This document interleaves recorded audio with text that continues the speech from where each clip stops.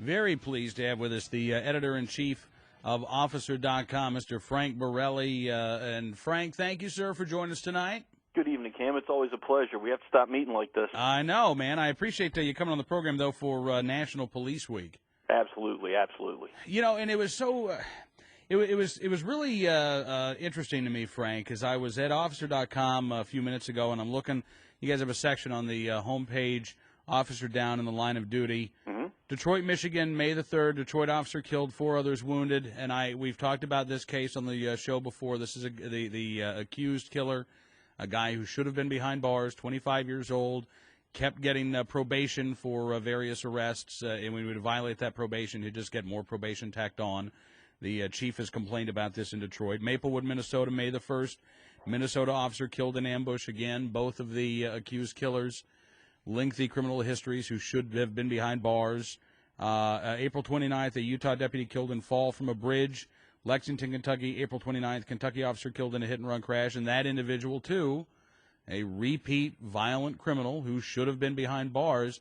You know, Frank, and we talk about this every time you come on the program, you hear the stories of these officers who make the ultimate sacrifice.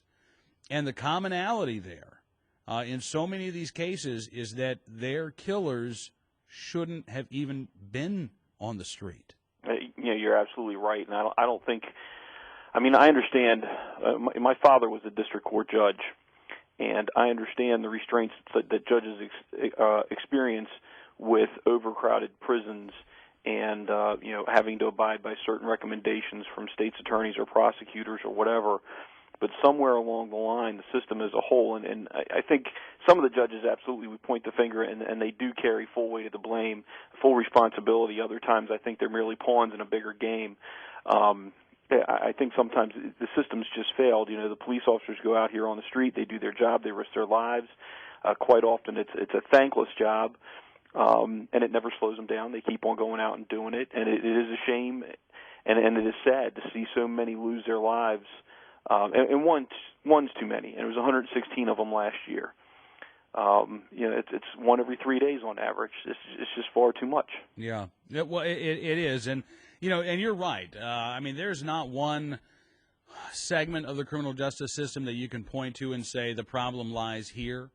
Frankly, I'm not a criminologist. I wouldn't even know where to begin to unravel these problems, and I have a feeling that they've developed and grown worse over time. But you look at the guy who stands accused of killing Officer Huff in Detroit, and time and time again he got sent to what was called the Rocket Docket, which I guess is sort of the first step in Wayne County, and there are 4 judges, and the prosecutors admit they try to aggressively plea bargain as many cases they can there, so that the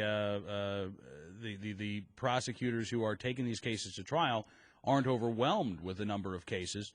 But continually, this individual kept getting probation time after time there.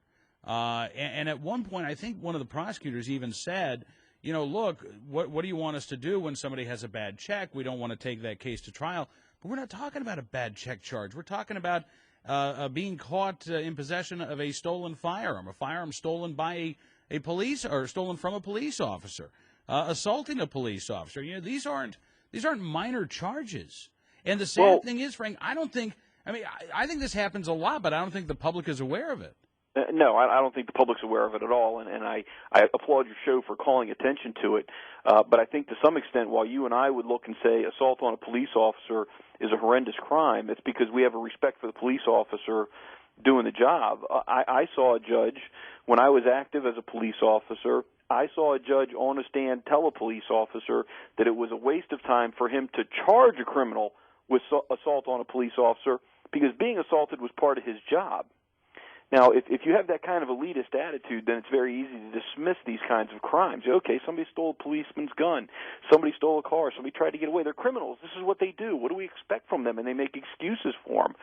And it can be fairly distressing. I mean, you pissed us off. I can imagine it would.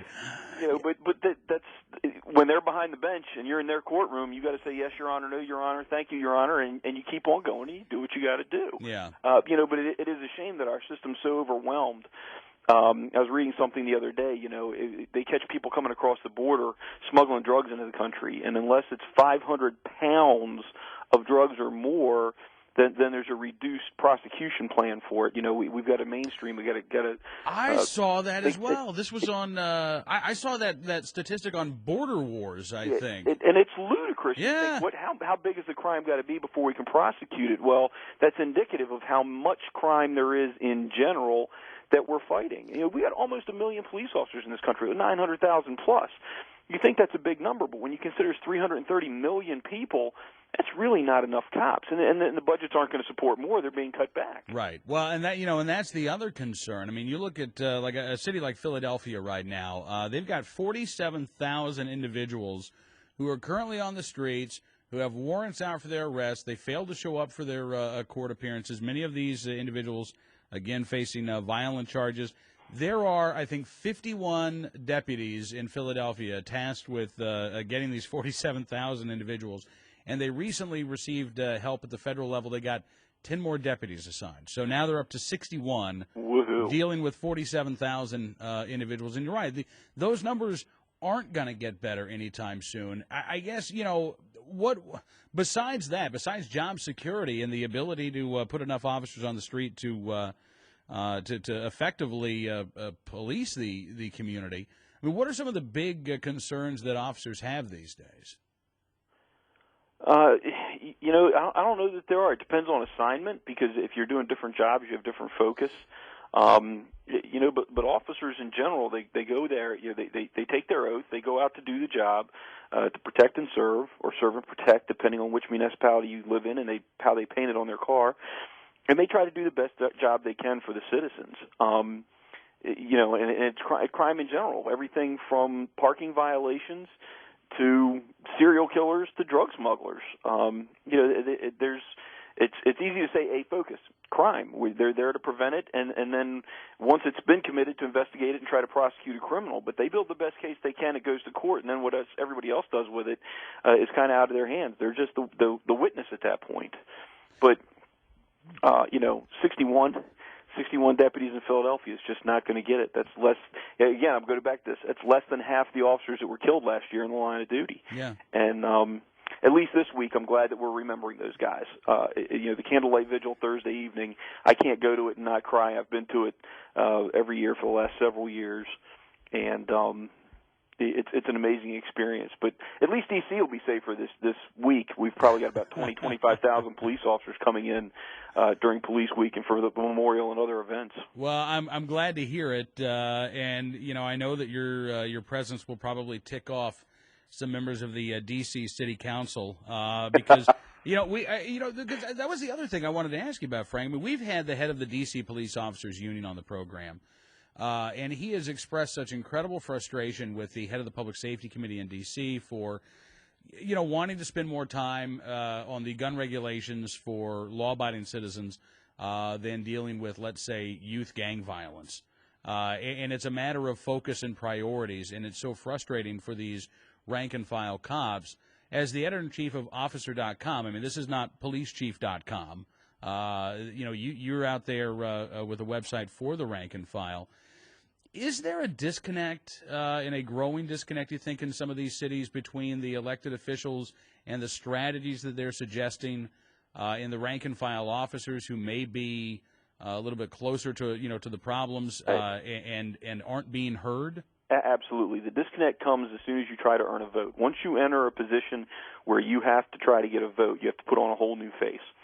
The council in D.C. can no more get on public television and say we have a youth gang problem than the president of the college at Virginia Tech could get on national television and say the system failed.